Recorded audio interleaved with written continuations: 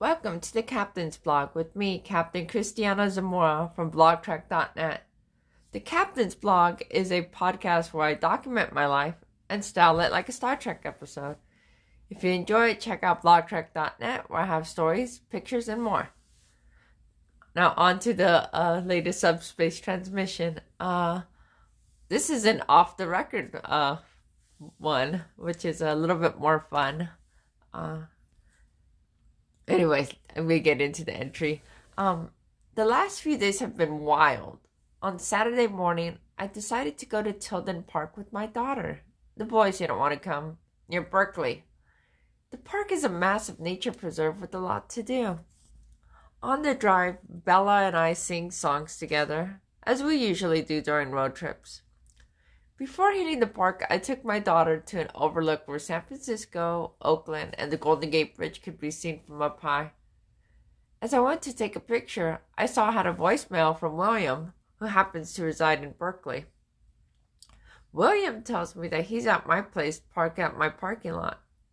He decided to drive to my place in a desperate attempt to win me back. I return his call and tell him that I won't be home for a few hours. I wasn't going to let his unannounced visit alter my plans. I then proceed to take Bella all around Tilden Park. First, Bella and I go to a mini farm where she got to feed the animals. We go to the nature center, then do some exploring. She collects some pond scum in a bottle, and then we hit the merry-go-round. From there, I take her on a nearby train. Finally, we go to Cordelius. I don't even know how to say that park.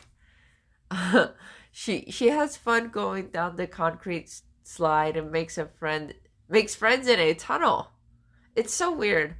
There were these little girls curtsying strangers in a tunnel, and Bella decided to join them. Bella told me she had one of the funnest days of her life. I was puckered out and ready to rest. I get home 7.5 hours later, and there's William still in my parking lot. I figured that anyone waiting so long for me in 95-degree weather is someone I shouldn't just rudely dismiss. I decide to hear him out, and he gets the family dinner. I told him at the time I was too tired to decide on anything regarding us and just wanted to go out for fun. He eventually gets a hotel to stay in, and I decide to stay the night with him.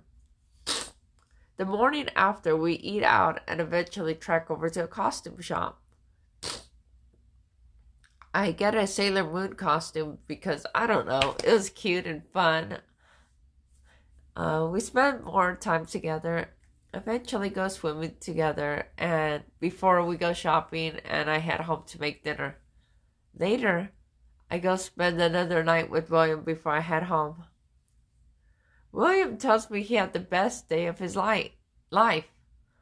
Certainly the best night of his life.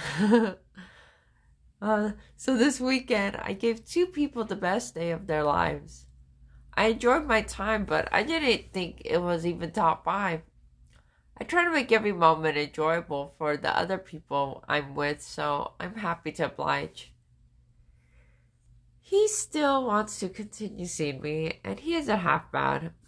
William can hold a long, intellectual conversation. He's generous and safe. It's just, there's so many small things that make a relationship together untenable in the long term.